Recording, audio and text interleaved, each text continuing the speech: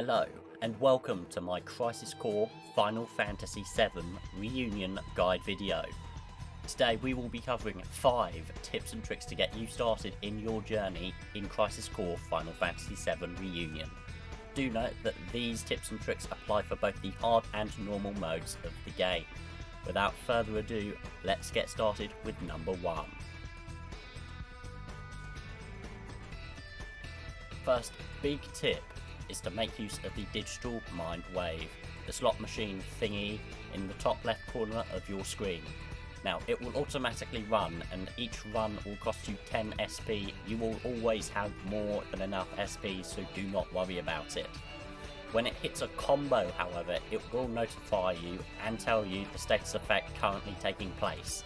Now, this can be anything from spells not needing MP to limit breaks you can currently use. So be sure to look at the DMW and base your battle tactics around the bonuses you receive. This tip might seem a little bit simple, but it is still a very important one. If you can avoid taking an attack, dodge out of the way. All enemies will telegraph their attacks in some regards. If you can't see the telegraph, the more powerful attacks, you will be able to see the text of the attack appearing. If you can't dodge out of the way, you should still block the attack.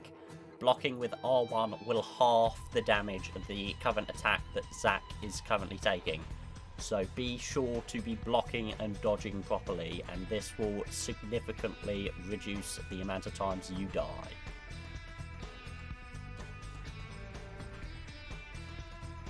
The third tip is making sure that you use your materia correctly. This basically equates to, if you need more HP because you're constantly dying, equip a HP up materia, and so on. Also, make sure that you level all your materia up to the max. This is all done through the digital mindwave system. But this will make the effects of your materia significantly more powerful, like a greater heal from cure, or more damage dealt with fire. A side note, you start off with only 4 slots, but after chapter 3 you will gain the ability to use 6 materia at once, so do keep that in mind and equip passive materia, please. The next tip is only available at chapter 3 and onwards, but it is making use of the materia fusion system. This allows you to combine your materia to create a stronger kind. If you have duplicates, you can also fuse them, and they will get a better stat attributes to Zack. This will cost a bit of SP, just like the digital mindwave system, but don't worry about it, you will always have enough, and fusion is never a bad idea in the first place, really. The final tip is going for the elemental weaknesses of enemies. On most enemies, there will be some kind of icon next to or underneath their health bar. This is the element that they are weak to. If you use an elemental attack of that variety on the enemy, it will receive far more damage.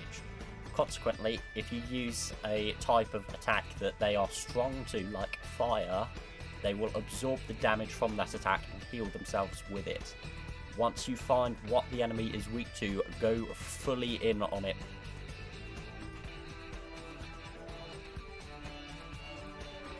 Thank you so much for watching the video in full. Do subscribe if you found this video helpful, and let me know in the comments below which tip helped you out the most. Or if you knew all of them. I'm not too sure why you'd be watching this video if you were a pro at the game. I'm not your dad though, you know. I appreciate the watch time, haha. But check one of these other videos out, I'm sure you'll like them, maybe.